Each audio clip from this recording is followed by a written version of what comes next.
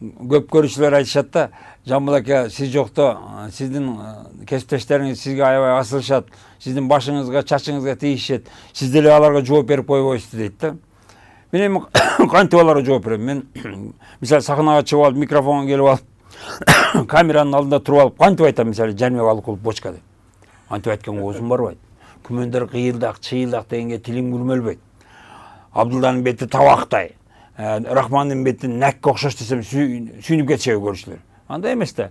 Борончу Кодо, Дөөлөт Чолок деп эч качан бирөөнүн физический кемчилдиги үстүнөн күлгөн эмесмин. Айткан эмесмин. Себеби мен тарбия көргөн жигитмин. Мына өткөндө Абдыкадыр Матов айтат, Жаныбек жөнүндө жанытма жазды, мен ошону жаке айта жүрбөйсүзбү деди. Жаныбекке жооп кылып. Деди мен макул деп айтып атам, ошону сиздерге айтып берейин, жалаң жыыдан жардамдашып коесуңар. Жаныбек жөнүндө жанытма. 77-жылдары жаадыраган жазда, жамгырда жанагы Жаныбек жаны жок, Жалал Абадтан Жаңы Жолго жылаң айлак жөнөдү. Жинди да. Жүгүлүсү жүрөт, Жаныбек жинди жүрөт. Жөнөгөндө жеңеси Жамиля жүндөн жасалган, жемпирден жасалган жемпирин желбегей жамынып, Жаныбекке жалбырып, жалдыраса Жаныбек жинди жийбеди. Жөнөдү. Жөнөгөндө жолдоштору Жамшет, Жусуп, Жыргалбек, женщиналары Жыпара, Жылдыз, Жазгүл жолугуп, Жаныбекке 7 жумуртка жедиришпестен 70 жумуртка жедиришти.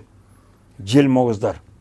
Жаныбек 70 жумуртканын жерин жеп, жинденип, жарымтасы жанында.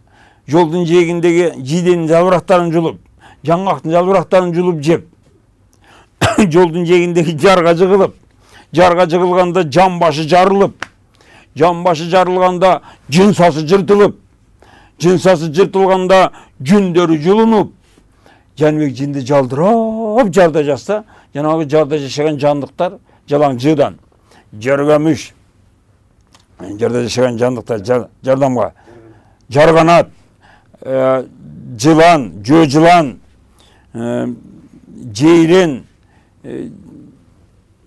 жыдан, жолборс, жылкы, жираф.